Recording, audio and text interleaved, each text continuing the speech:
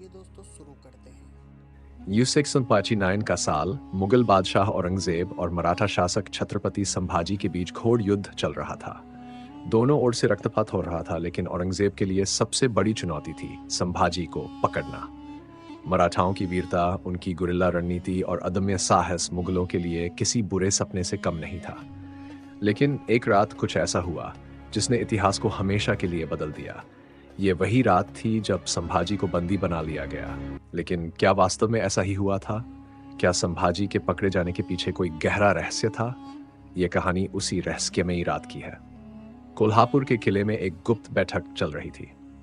संभाजी महाराज अपने विश्वासपात्र सेनानायकों के साथ एक महत्वपूर्ण निर्णय ले रहे थे। उनके गुप्तचरों ने खबर दी थी कि मुगलों की विशाल सेना पुणे के पास डेरा डाले हुए थी और औरंगजेब ने संभाजी को पकड़ने के लिए एक खास योजना बनाई थी। हम उन्हें चकमा देंगे।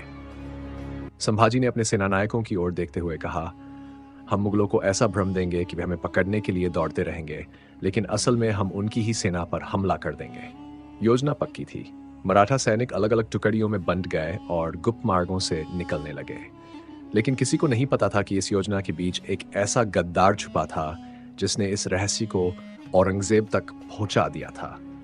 औरंगजेब को जैसे ही खबर मिली कि संभाजी कोंकण के जंगलों से निकलकर संगमेश्वर की ओर जाने वाले हैं, उसने तुरंत अपने सबसे कुशल सेनापतियों को भेजा।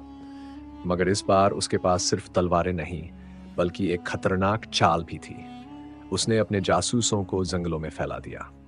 इन जासूसों को केवल एक ही काम सौंपा गया था, मराठाओं के अंदरूनी हलचल की खबर देना और सही समय पर हमला करना। लेकिन इसी बीच औरंगजेब को एक गुप्त संदेश मिला। यह संदेश उसकी सेना के एक विश्वासपात्र जासूस से था, जो मराठाओं के बीच रहकर खबरें लाता था। संदेश में लिखा था, संभाजी अकेले नहीं है, उनके साथ कोई ऐसा है जो अंधेरे में उनके लिए दुश्मनों से ज्यादा खतरनाक है। औरंगजेब ये पढ़कर चौंक उठा। क्या यह किसी रहस्यमयी ताकत का संकेत था? क्या संभाजी के साथ कोई ऐसा था जिसका अस्तित्व सामान्य मानवों से अलग था? इधर संभाजी और उनके सेनानी जंगलों में तेजी से आगे बढ़ रहे थे, लेकिन तभी एक विचित्र घटना हुई। उनके साथ चल रहे कुछ घुड़सवार अचानक गायब हो गए। न खून, न संघर्ष के निशान, बस उनकी घोड़ियां अकेली खड़ी थी, जैसे किसी ने उनके मालिकों को हवा में गायब कर दिया हो। संभाजी को यह देखकर कुछ अजीब सा एहसास हुआ। ये कोई आम युद्ध नहीं है। उन्होंने अपने सेनानायक कान्होजी को कहा, यहां कुछ ऐसा है जो हमारी आंखों से छिपा है।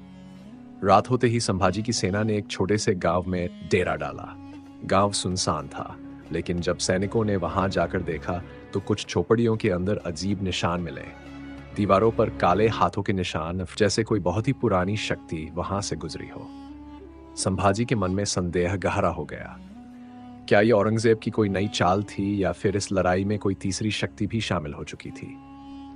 इधर औरंगजेब की सेना भी संभाजी को पकड़ने के लिए धीरे धीरे जंगलों की ओर बढ़ रही थी। उनके साथ एक रहस्यमयी सूफी दरवेश भी था, जिसे औरंगजेब ने खासतौर पर बुलाया था। यह जंग सिर्फ तलवारों की नहीं, बल्कि आत्माओं की भी है, उस दरवेश ने कहा। संभाजी की सेना धीरे धीरे मुगलों के जाल में फंसने लगी, और फिर वह रात आई जब अचानक जंगल के सन्नाटे को घोड़ों की टापों और तलवारों की टकराहट ने चीर दिया। संभाजी को चारों तरफ से घेर लिया गया था। मराठा योद्धा बहादुरी से लड़ रहे थे, लेकिन मुगलों की संख्या बहुत ज्यादा थी, और तभी एक भयानक चीख गूंजी। औरंगजेब की सेना में हलचल मच गई। कुछ सैनिकों की गर्दनें खुद-बुद कटने लगी, जैसे कोई अदृश्य तलवार हवा में चल रही हो। औरंगजेब ने घबराकर अपने सूफी दरवेश की ओर देखा। यह क्या हो रहा है? दरवेश ने कहा, संभाजी अकेले नहीं है। इस जंगल में एक प्राचीन आत्मा है जो उनकी रक्षा कर रही है। रात के अंधेरे में एक परछाई उभरी। उसकी आंखें आग की तरह चमक रही थीं। मुगल सैनिक डर से कांपने लगे। यह कोई इंसान नहीं था, बल्कि एक शक्ति थी जो मराठाओं की रक्षा कर रही थी। संभाजी ने ऊंची आवाज में कहा, हम मराठा हैं, हमें कोई ताकत नहीं हरा सकती। लेकिन अगले ही पल औरंगजेब की सेना ने अपनी पूरी ताकत झोंक दी। संभाजी और उनके कुछ विश्वासपात्र सैनिक अंत तक लड़ते रहे, लेकिन आखिरकार उन्हें बंदी बना लिया गया। जब संभाजी को औरंगजेब के सामने लाया गया तो बादशाह ने उनकी आंखों में झांक कर कहा, अब तुम्हारा अंत निकट है। संभाजी मुस्कुराए, नहीं औरंगजेब, मेरा अंत नहीं, मराठा स्वराज्य की शुरुआत हो रही है। और यह बात सच साबित हुई। संभाजी की शहादत के बाद मराठा साम्राज्य और भी शक्तिशाली हुआ और अंततः औरंगजेब की हार हुई। लेकिन आज भी एक रहस्य बना हुआ है। उस रात जंगल में जो रहस्यमयी शक्ति आई थी, वह कौन थी?